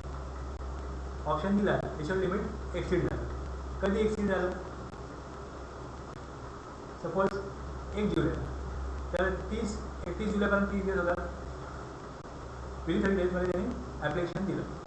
तर ज्या दिवशी एक्सीड झालं म्हणजे 1 जुलै, if application made within 30 days registration effective from the date on which the person becomes liable. 1 जुलैला जर का threshold limit exceed झालं तर 1 जुलैला जे त्याचे 40 लाख लिमिट आहे त्यावरती जे पुढचा सप्लाय त्यांनी केला आहे त्या प्रत्येक सप्लायचा गव्हर्नमेंटला टॅक्स कलेक्ट करून देणं, ते गव्हर्नमेंटला टॅक्स मिळणं गरजेचं आहे. मग त्यांनी ॲप्लिकेशन द्यायला पाहिजे 30 दिवसामध्ये.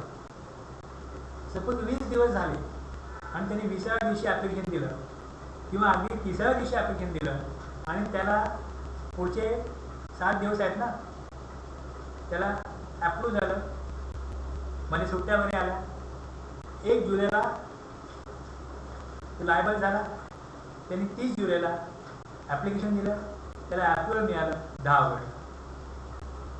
मध्ये काही सुट्ट्या वगैरे आल्या, 7 दिवसामध्ये त्याला ॲप्रुव्हल मिळालं. आता हे 40 दिवस झाले. या 40 दिवसामध्ये त्याच्याकडनं गव्हर्नमेंट टॅक्स पाहिजे ना. मग गव्हर्नमेंट काय करतं, त्याला इफेक्टिव्ह डेट काय होती त्याची 1 जुलै. त्याला 1 जुलैपासून सर्टिफिकेट मिळतं आणि 1 जुलै ते 10 ऑगस्ट एवढा 40 दिवसांचा त्याला टॅक्स द्यावा लागतो. आता तो काय करणार मला सांगा, कसा टॅक्स तो घेणार? तो जो व्यापारी आहे त्या जागी समजा तुम्ही आहात, तुम्ही काय कराल? तुम्ही जे इन्व्हॉइस इश्यू केले त्यावेळेस तुम्ही जर पब्लिकला बोलू शकत नाही जीएसटी द्या, कारण त्या नंबर नव्हता. ऍप्लिकेशन द्यायचं आहे हे तर माहिती आहे, पण देईपर्यंत तेवढी जास्त दिवस आला. ऍप्लिकेशन दिलं, मग सर्टिफिकेट मिळालं. आता हे जे 40 दिवस आहेत, या 40 दिवसामध्ये जो सप्लाय झाला आहे त्याच्या अगेन्स्ट रिवाइज इन्व्हॉइस इश्यू करायचं.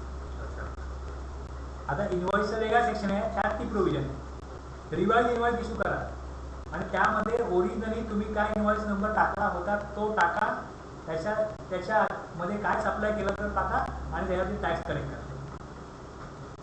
मग ते जेवढे 40 दिवस झाले त्या 40 दिवसामध्ये इन्व्हॉइस इश्यू करून ते रिसिपियंटला द्यायचे आणि मग रिसिपियंट त्याचा ITC वगैरे क्लेम करू शकते. पण ही डबल हमाली त्याला करायला लागेल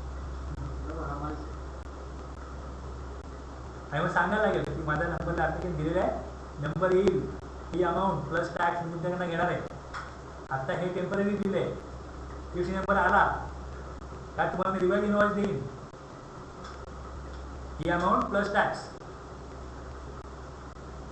हे सगळं जर तो बोललेला असेल तर त्याला काय प्रॉब्लेम येणार नाही.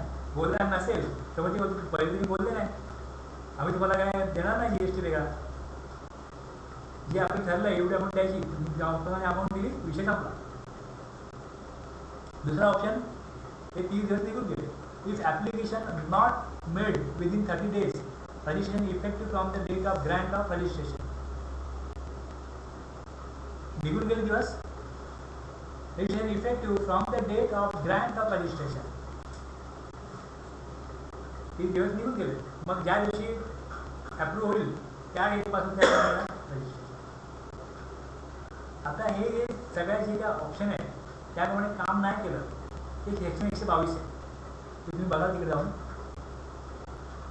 ऑफेन्स आणि पेनल्टीज की वेगळा तिकडे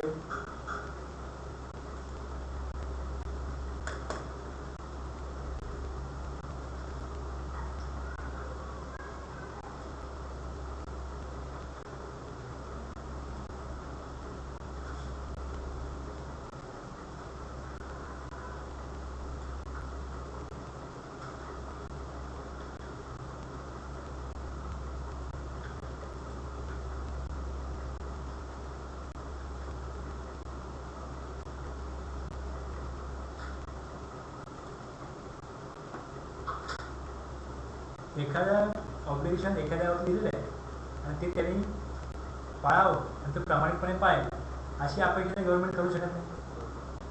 मग जर त्यांनी ते ऑब्लिगेशन जर का फॉलो केलं नाही तर त्याला सेक्शन तरतूद कधी पाहिजे ऑफेन्सेस अँड पेनल्टीज 122 ते 138. पेनल्टी फॉर सर्टन ऑफेन्सेस त्याच्यामध्ये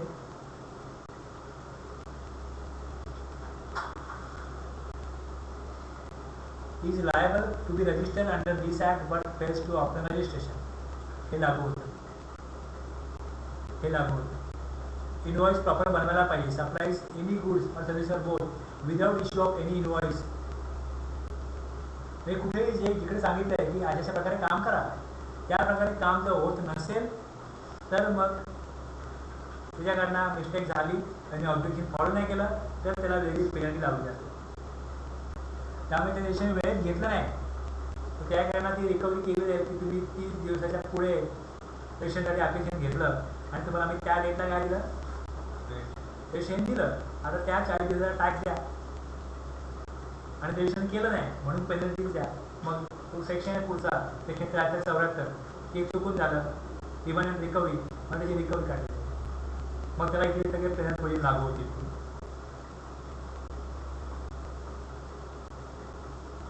10(4) registration certificate to be digitally signed. Grant of registration certificate within आता 7 वर्किंग. ओके, हे सगळं जे आहे या रूलमध्ये दिलेलं आहे खाली 10(2), 10(3), 10(4), 10(5). आता बँक डिटेल्स पहिले अगोदर मागायचे, पण आता बँकमध्ये काय म्हणतात की GST नंबर द्या. आणि जीएसटी डिपार्टमेंट म्हणतं की बँक द्या, करे तो क्या करे. मग डिपार्टमेंटने काय केलं की एक वेगळा रूल काढला की रजिस्ट्रेशन पहिले घ्या, रजिस्ट्रेशन घेतल्यानंतर तुम्ही बँक डिटेल द्या. म्हणून मग 10 मिळालं. रजिस्ट्रेशन मिळालं एकदा का मग 45 दिवस दिले, 45 डेज किंवा due date of first GST असतील. जर का क्वार्टरली त्यांनी फायलिंग घेतलं असेल तर मग 45 दिवसामध्ये बँक डिटेल्स टाका. जर मंथली घेतलं असेल जीएसटी जेव्हा भरायला त्याला त्याच्या अगोदर त्यांनी बँक डिटेल्स टाकले पाहिजे. दोन्ही सारखेच पाहिजे. तुम्ही सारखेच काय बरोबर आहे. त्यांचं म्हणणं आहे बरोबर आहे. क्वार्टरली असेल तर 45 डेज, हां रेव्हन्यूची डेट असेल तर 3. हां.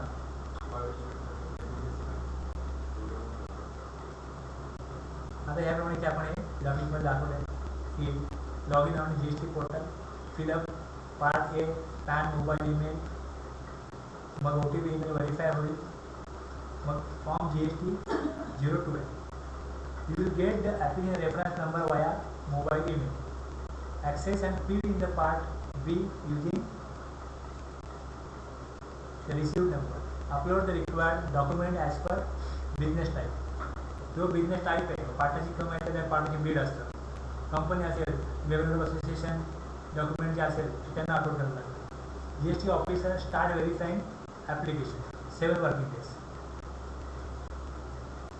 जर ओके असेल तर ठीक आहे, असं नसेल तर officer ask for more document detail त्याचा फॉर्म असेल GST RG 03. Within 7 days clarification द्यायला पाहिजे along with form GST RG 04. जर डॉक्युमेंट इनलाईन असतील तर अप्रूव्ह होईल, अदरवाईज रिजेक्ट होईल. फॉर्म GST RG 05 रिजेक्शन आणि सर्टिफिकेशन अप्रूव्ह होईल तर मग GST RG 06. सर्टिफिकेट याप्रमाणे त्याचा फॉर्मॅट दिलेला आहे.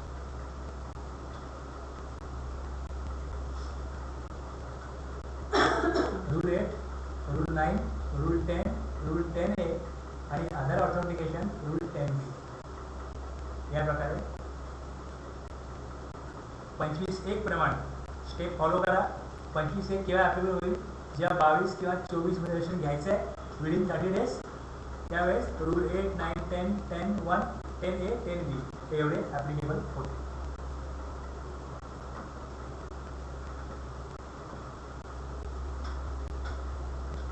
आता जर अकाउंट ॲसोसिएशन पाहिजे असतील, separate registration for multiple places of business within a state or union. जो पर्सन असेल त्याला अंडर दिस ॲक्ट रजिस्ट्रेशन मिळेल granted a single registration in a state or union territory. ज्यावेळेस तो ॲप्लिकेशन देईल तेव्हा त्याला सिंगल रजिस्ट्रेशन मिळणारच आहे. रूल 11 प्रमाणे जर त्याला आणखी रजिस्ट्रेशन पाहिजे असेल, provided that person having multiple places of business, जर त्याचे मल्टिपल प्लेसला बिझनेस असतील त्या स्टेटमध्ये युनियन टेरिटरीमध्ये मे बी ग्रँटेड. जर त्यांनी रिक्वेस्ट केली, त्याला जर पाहिजे असेल त्यांनी परत स्टेप फॉलो करायला. रूल 11 प्रमाणे त्याला रजिस्ट्रेशन मिळेल, मल्टिपल रजिस्ट्रेशन. ओके. 25(1) प्रमाणे ॲग्रिगेट टर्नओव्हर किंवा जे रिझन आहे 24 डेज ते जर का ॲप्लिकेबल झाले रजिस्ट्रेशन घ्यायला पाहिजे. रजिस्ट्रेशन सिंगल मिळतं, मल्टिपल पाहिजे असेल तर ॲप्लिकेशन द्यावं लागतं. आणि जर एक रजिस्ट्रेशन त्याला जर का पुरेसा असेल तर इतक्या ठिकाणी बिझनेस आहेत तिथले ॲडिशनल प्लेस ऑफ बिझनेसचे ॲड्रेस त्यात द्यावे लागतात. एका ठिकाणी बिझनेस आहे, दुसरीकडे गोडाऊन आहे, तिसरीकडे स्टोअर आहे, जे काय असेल जेवढे तुम्ही प्लेस त्या बिझनेस ॲक्टिव्हिटीला वापरत असाल, अकाउंट ऑफिस वेगळ्या ठिकाणी आहे, ही सगळी information additional place of business म्हणून द्यावी लागते. पण जर ॲडिशनल प्लेससाठी रजिस्ट्रेशन वेगळं पाहिजे असेल तर मग ते रजिस्ट्रेशन त्याला 25(2) प्रमाणे त्या सबसेक्शन 2 प्रमाणे घेता येतं आणि 11 रूल प्रमाणे त्याला त्या स्टेप्स आहेत त्या फॉलो करायच्या. मग ते सगळं दिलेले माहिती की मग त्यामध्ये प्लेस ऑफ बिझनेस इन्क्लूड काय काय हे डिफाईन केलं आहे सेक्शन 2 क्लॉज 85. ओके. तर उद्या आपण पुढच्या क्लासला आपण हे जे सेक्शन आहे हे आपण कंटिन्यू करू. आता तुम्हाला 24 थोडं मी रिवाईज केलं, तुम्ही नव्हता त्यामुळे तुमचं पण ते क्लिअर झालं. 22-23 थोडंसं आपण तेही बघितलं. आणि आता प्रोसिजरचा पार्ट जो आहे हा सुरू होतो 25ला. त्यामध्ये याच प्रकारे रेजिस्ट्रेशन सिंगल, मल्टिपल, त्याला पाहिजे डॉक्युमेंट, आणखीन जे वेगवेगळे बाकीचे काही ऑप्शन आहेत, रेजिस्ट्रेशन कोण कोण घेतं, UN वगैरे काय आहेत कन्सेप्ट, हे सगळे ऑर्गनायझेशन 25 आहे. 24ला डिस्टिंग पर्सन म्हणजे 2 रेजिस्ट्रेशन वेगवेगळी घेतली तर ते 2 नंबर घेतले ते एकाच पर्सनचे असले तरी तो वेगळा पर्सन असल्याप्रमाणे दोघांमधला व्यवहार होईल. म्हणजे एकमेकांना गुड्स पाठवले घेतले तर इन्व्हॉइस बनवायला लागेल. Distinct पर्सनचा concept. डॉक्युमेंट कुठले पाहिजे ते सगळं पुढे मग 6मध्ये मग पॅनसाठी 6A हे पुढचे जे आहे त्याला काय फार वेगळे लागणार नाही. आणि हे जस्ट तुम्हाला मी थोडंफार सांगितले तुम्हाला कळून जाईल. यात काय कॉम्प्लिकेशन्स काय नाही. ओके, थांबूया.